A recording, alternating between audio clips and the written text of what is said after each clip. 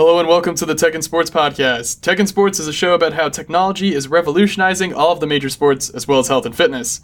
You can find it on your podcast service of choice.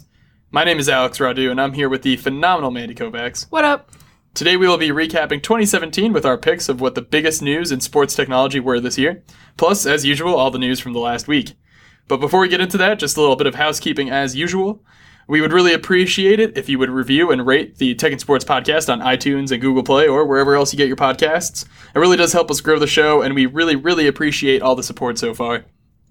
And do you have a topic that you'd like to see us explore on the show? Did we miss a news story you think we should cover? Or do you have an impossibly hard trivia that we could answer? Just email us at techandsports@itwc.ca, and we'll be sure to incorporate it on the podcast. You can also tweet at us. I'm at Alex T. Radu, and Mandy's at Mandy V. Kovacs. For those same questions. So Mandy, where can they email us at? techandsports@itwc.ca. Awesome. All right, and with that, sit back and relax because the Tech and Sports crew is entering the game.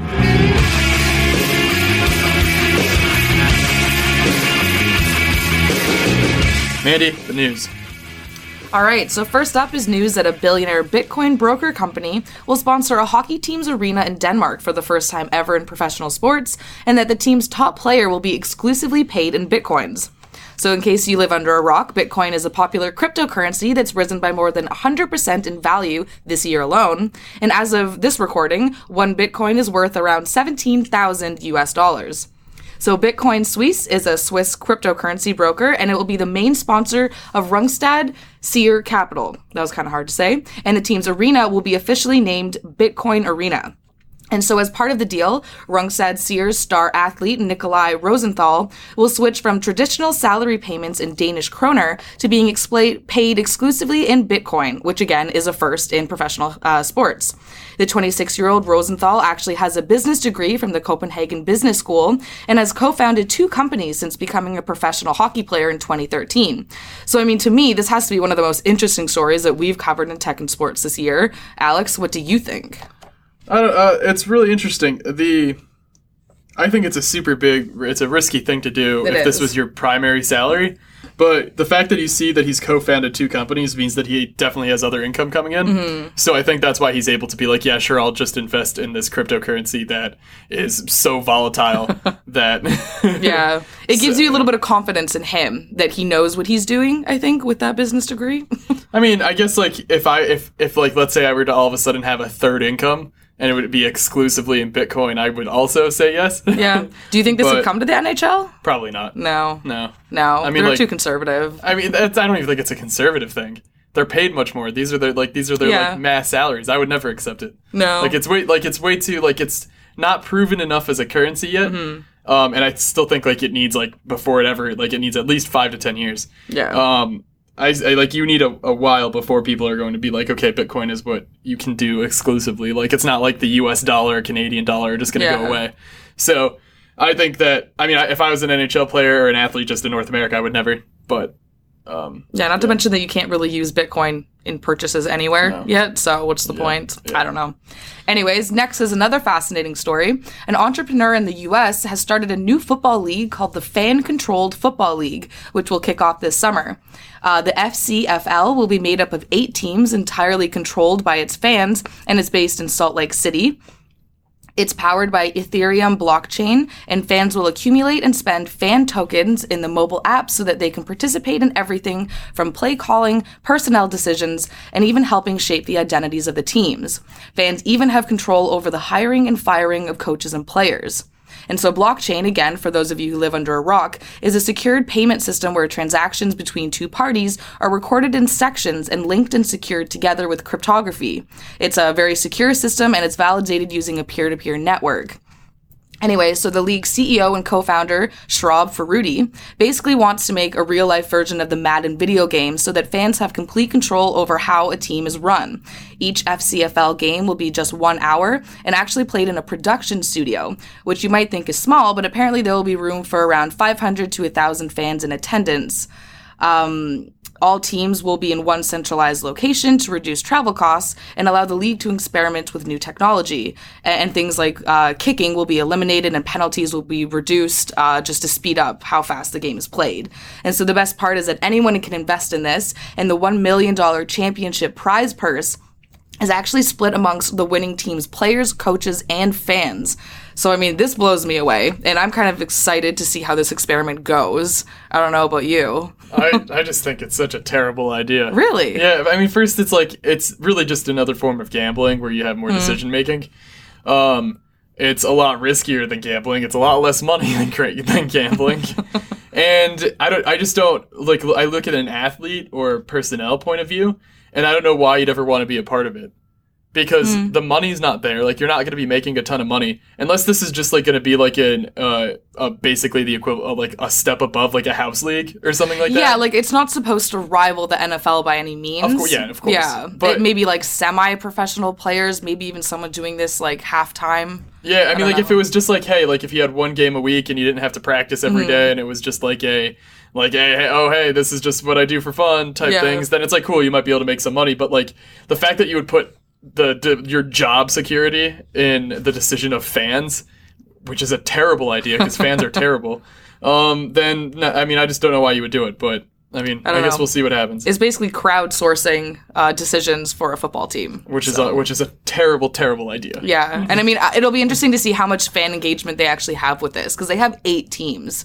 That, I think, requires a lot of people to be involved in it, and I don't know if they'll get it, especially in Salt Lake City, but yeah, we'll see. All right, so next, because this is our wrap-up episode of the year, the list of the most mentioned Canadian athletes on Twitter has been released. So, Alex, quickly, do you have any guesses of who could be on the 2017 list? Do I get hints? Are there any hints? Sure. There's some players from the top 4 North American sports leagues. Oh, man, that's fun. They are Canadian athletes, and it actually goes by month. So, you can technically guess 11 times. Okay, well, so I guess the easy guess, because it's Canada, Jeannie Bouchard. Okay. I'm sure she was one of them. Who's the tennis star, for people who don't know. I mean, because if you don't live in Canada, you probably don't know who she is, because she's not that great at tennis. I feel like she's pretty well known at this point. Maybe 5 years, maybe 4 years ago when she was good, but now she's not even ranked in any of these games. No. Loses in the first round. She's potentially dating a fan, though. She's really good at social media. Okay, sure. Yeah. Whatever. Let's see. Who else is Canadian? You know what? This was one game. But in May? This would have been second round. Wow, Capitals, Celtics. Celtics, Wizards. The Wizards. Kelly Olynyk is a Canadian, and he went to town in Game 7 and won the Celtics that game. So, I don't know if one day was enough to make him trending. So I'll say Kelly Olynyk. Yeah. All right, I'll put you out of your misery for now. But so you were close. So tennis star Jeannie Bouchard was the top mentioned athlete in February. And then so Cavs player Tristan Thompson was the most mentioned athlete in January, April, May, and September, which I thought was a little surprising. I mean, I know he's a good basketball player. I feel like that's the Kardashian effect. Is he a good basketball player? Isn't he? He's okay. Well, sure. He's dating a Kardashian, potentially impregnated one, so that might explain quite a bit. Anyway, so beyond Tristan Thompson and Jeannie Bouchard, then Predators defenseman PK Subban topped March and June. I should have made that's an easy guess. Yeah, you should have guessed that. Yeah, that's an easy one. And then you were right about Kelly Olynyk. He was the most mentioned Canadian athlete in July. July's a weird month for him to be mentioned. A little bit, whatever. yeah. I mean, I guess that's when he was signed in Miami, but whatever. Yeah, I don't know if I understand that one, but he's a glorified benchmark. Yeah. Then we have another tennis up-and-comer, Denis Shapovalov, topped August, which makes sense, and I'm surprised you didn't get that one. I forgot about him, I'm going to be honest. And then October was topped by Minnesota Timberwolves star Andrew Wiggins. Yeah, he did sign a max contract. Yep. And then November was dominated by Georges St. Pierre's return to the UFC octagon. Yeah. Which, again, makes sense. That was a huge fight. A lot of people were into it. Even I was into it. I forget that he's Canadian. Really? Yeah. He's, very Canadian. I know, but I also just forget about the UFC in general. Yeah, I mean, most of us do. If you're not into fighting. Okay, yeah. Cool. Yeah. I mean, it shows the caliber of Canadian athletes. Hey, we got some good athletes. Yeah. Alex is just a hater. Yeah. All right, moving on. We've talked a lot about streaming news and partnerships over the last couple weeks, and we all know that Twitter often broadcasts basketball and baseball games in particular. So now Twitter is thinking about charging viewers to watch the last few minutes of a game, according to Sport Techie. The NBA has a season-long league pass where you can watch every game for $200 over a year, or individual games for $6.99 US.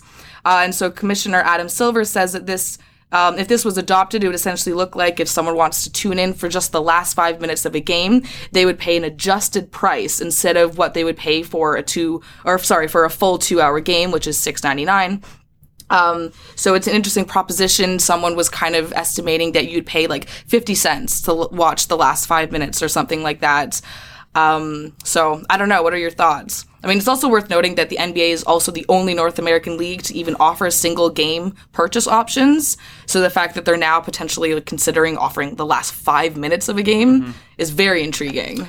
Well, first it shows just how far ahead the NBA is when it comes to their streaming services. League Pass is by far and ahead the world's best sports streaming thing, and it's not even a question.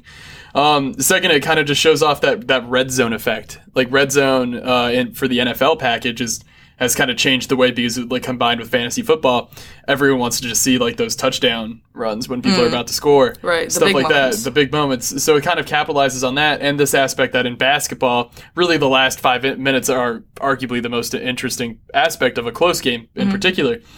So I don't know. I think I don't know how many people would do it. Like, I would never just spend 50 cents to watch 5 minutes of a game, but I also am a League Pass subscriber. Right. So I would just already have the game. Yeah.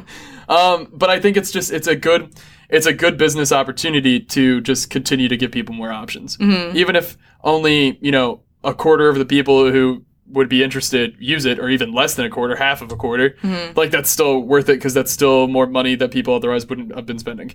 Right. So it's just options, and I think that's what people are looking for. They're looking for options. Yeah, I feel like you can't lose in this situation, right? No. Like you're going to make at least some sort of money from people, and I'd probably consider using it if I didn't have cable or anything. I'm not that big of a basketball person. I wouldn't watch like a full game necessarily, but last 5 minutes of a Raptors game against the Cavs, for example. Or like if it was like a super interesting game, it was like it's trending on Twitter or something like that, and it's just like you're not near a TV, whatever, and you're just like, all right, if it's super easy to do, where it's like a click of a button and you can just spend the 50 cents. Yeah, exactly. Or something like that, or $1 less. I mean, it might even be 25 cents. Who knows? Yeah. And then that's a no-brainer.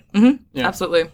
All right, next I wanted to highlight a really cool downloadable plugin called Spock that lets viewers pick a commentator for whatever game they're live streaming online. So as a hockey fan, I know how hated Pierre Maguire is, for example, so I would never want to listen to the NBC feed of a game. So this plugin would actually let you switch out the broadcaster you're listening to based on your preferences in language, style, or team bias, and choose anyone you want that's already registered on the app. So the plugin works by being licensed to various broadcasters and sports leagues around the world for a small fee. And for consumers, it makes sure that there is perfect lip synchronization between the audio and live stream so that it's never ahead of where you are at in the game. So I have a question. If that commentator is not calling that game, though... Well, they would have to be calling the game for you to be able to switch them out. So you'd be able to cycle through... Yeah. Like, okay, because otherwise it'd just be like, all right, give me Tony Romo for every football game ever, but... Yeah, I don't think that would work. He's only calling so many of those games. Yeah, so if I were watching the Leafs and it was on, or they were playing the Rangers, so it was on NBC, CBC, all that sort of stuff, I could choose between the different broadcasters if I wanted to. So, so like, let's say you moved to New York and you only got the NBC stream, but then CBC commentators are much better, so you would... Okay, no, that's a cool idea. Yeah, I'm on board, actually. All right, next, we've also spent a lot of time talking about concussion prevention technology this year, and most recently, if helmets could help alleviate risk in football. So Visus, a high-tech helmet maker, is now the exclusive supplier of helmets for the Spring League, which is a 3-week instructional league that takes place in March and April, so that pro football hopefuls can demonstrate their skill in front of NFL and CFL scouts. So the company is going to provide at least 100 of its 0-1 helmets for players to use in 2018. And I think this is more of a pilot project to see if A, the helmets are as effective as they say in reducing the risk of concussions, and B, to see if professional players are maybe willing to make that switch to a new brand of helmets. Because we all know how superstitious players are, so I think even switching helmets could be a big deal for them. So I hope not. If I ever hear one player say that switching helmets is a big deal, then I'm going to immediately be like, you should not be playing sports. No one should be your fan. What are you doing? That's Fair ridiculous. enough. Like, I mean, like we talk about concussions so often, but it's so ridiculous. Like you watch like 2 weeks ago when Tom Savage is hit the Texan quarterback is hit and like he's visibly like shaking on the floor, and it's like, oh, he doesn't have a concussion. You kidding me? No, it's stupid.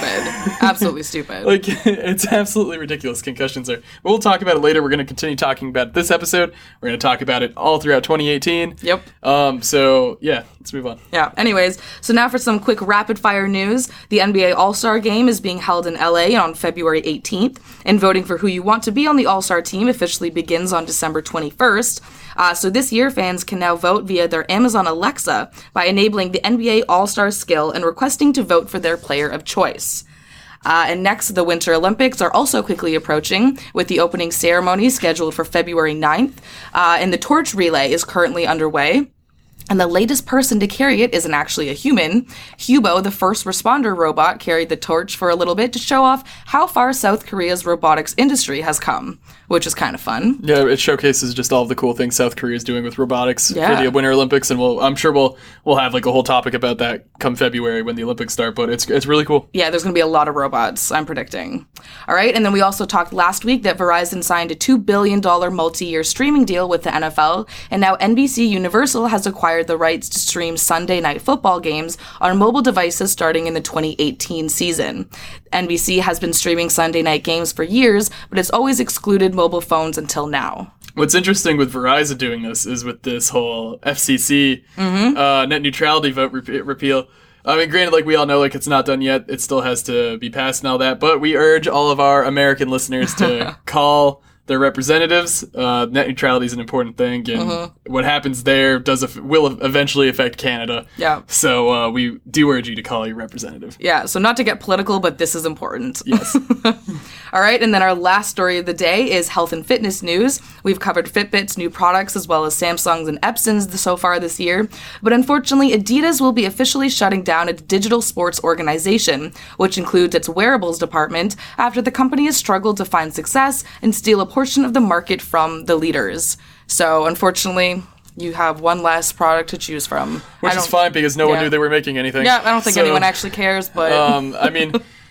Like that's the thing is I think they are giving up too soon, in which when people hear next week's 2018 predictions episode, but if it's not working for them, they have shoes. They don't need to get into wearables. It's fine. Right? They don't need this market segment. Let's be real. Like it's not like this is like the downfall of Adidas. It's not. It's fine. Yeah.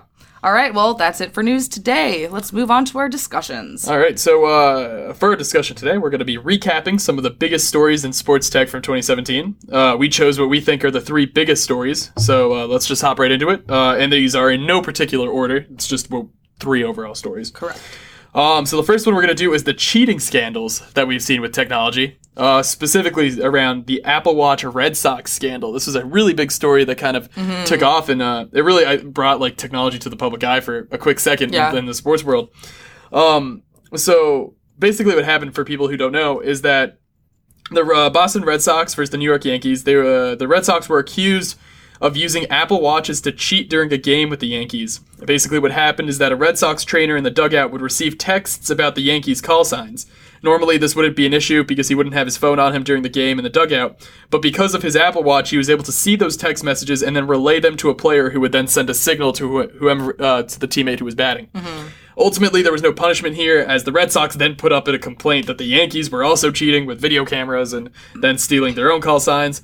So it kind of ended up just chalking up to just another call-stealing example in the MLB. They did actually get fines. Okay. There was no, game situation, but money. Yeah. You lose, whatever. That's a drop in the bucket for these two very, very rich teams. Yep. But the other kind of cheating scandal story was the World Cup qualifiers, where Honduras claimed that Australia used a drone to spy on Honduras' team practice ahead of their World Cup qualifier, where Australia ultimately did end up winning. Again, no punishment was assigned here, unless I missed something. What's interesting with all of these is that it's now really like we're now really getting into people using technology cheating, just because that technology is finally there. Drones are finally really good. Smartwatches are finally really good. So we've had a lot of talk about cheating with technology this year, and it may only get worse and more creative, which might be entertaining. Do you think it's a mistake to not punish any of these teams severely? And does it kind of set a precedent now moving forward to, for more creative cheating by teams where they're going to try and get away with things? I don't know necessarily if they missed the opportunity to penalize these teams, but I do think that they missed an opportunity to set guidelines or things around, like, actually using this technology and how it can be used in the game. Like, I think that all of these leagues should have said, like, no, officially you cannot use any of these technologies like Apple Watches and stuff in the dugouts. And I know that they've kind of said that, but I feel like they haven't put their foot down hard enough. And all of these teams are just going to toe the line anyways going forward.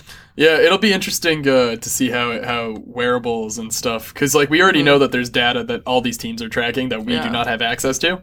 So it's going to be really cool to see. I mean, I don't know if cool is the right word. Interesting might be a better word. To see what these teams do. It'll be interesting to see what other creative ways that they come up with to cheat. Yeah, and I think next year we're going to see more than 2 scandals. Oh, yeah, definitely.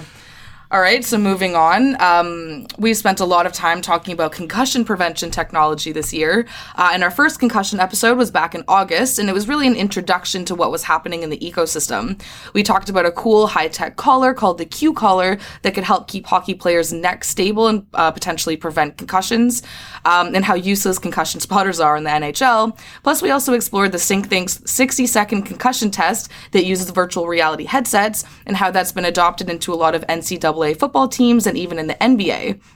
Then more recently, we talked about how the NFL's research committee recommended that helmets be designed with specific positions in mind because each player, whether it be a quarterback or a linebacker, are at risk of concussions in different ways. So we also compared how the NHL and the NFL are doing in terms of concussion protocols and actually decided that the NFL is doing better than the NHL is, which I think comes as a surprise to a lot of people considering how much media attention the NFL has gotten, especially with the movie Concussion coming out with Will Smith. Yeah, what was that, 2015? No, that was, I want to say that, yeah, well, that was like December 2015. That was like a year ago. Yeah, so I mean, like, that put them in the spotlight, and the fact that they're doing better than the NHL. 2 years ago. Yeah. Wait, December 2016. I mean, at this point, it doesn't matter. It was not this year. But anyways, so I mean, these were easily some of our most popular stories this year and probably our favorites as well, because this is really important. I've had a concussion. You probably have. I don't know. We know people that have had them and been affected by them. So, Alex, it's report card time. How would you grade each of the 4 major North American leagues in terms of how they've handled concussions this year? Maybe minus the MLB, because they haven't had too much to do with this. I'm going to give the MLB a not available, or NA, whatever. Yeah, because, not applicable. Not applicable, not available. Jeez.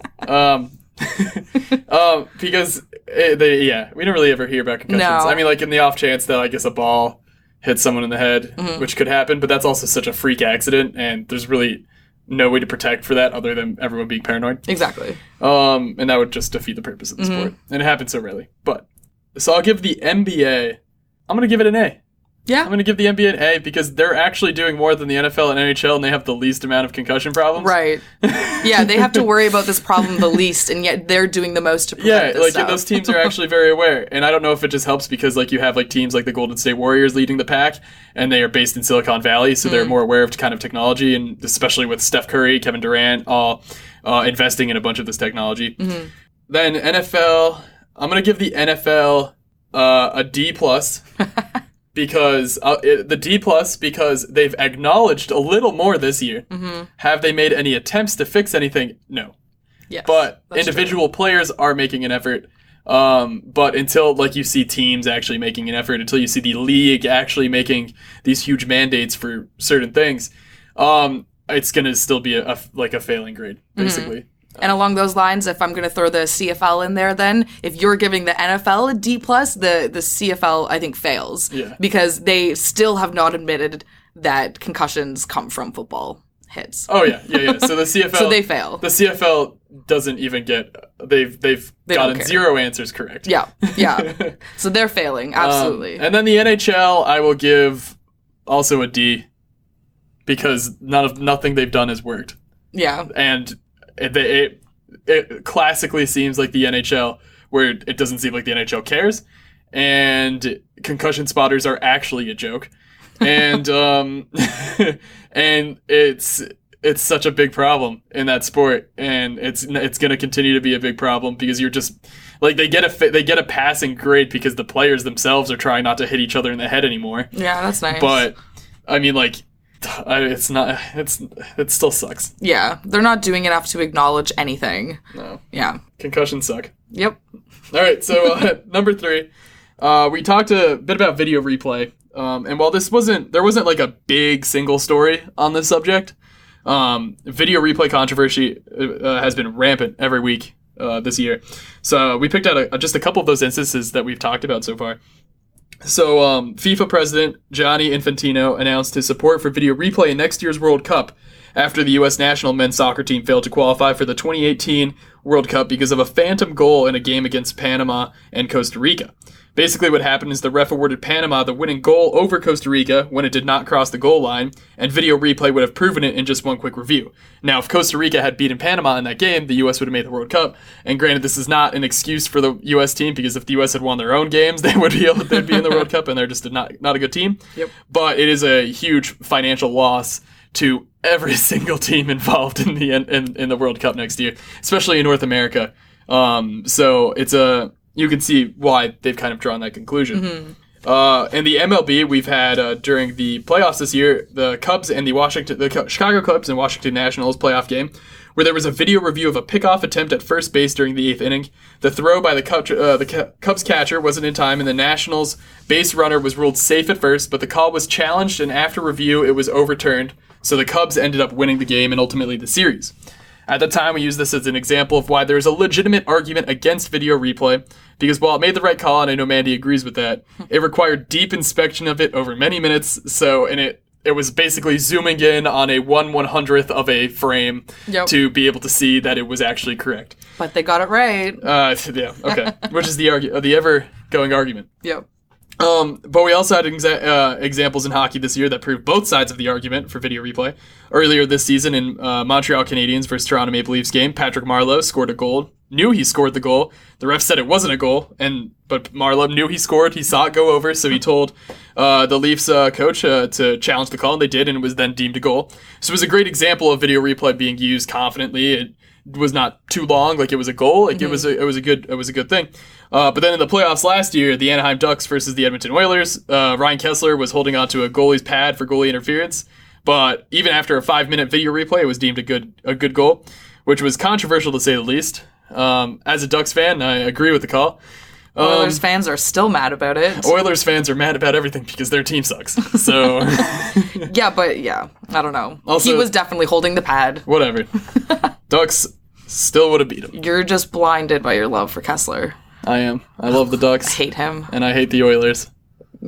Whatever. So, all right.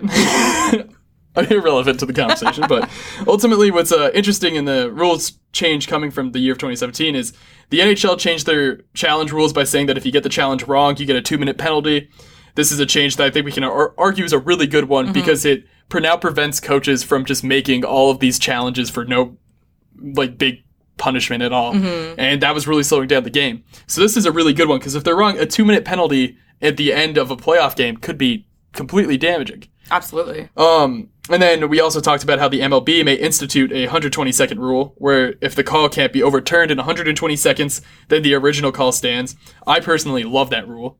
I have mixed feelings. I think this is I think it's really interesting when you look at it in the context of what we could see in 2018.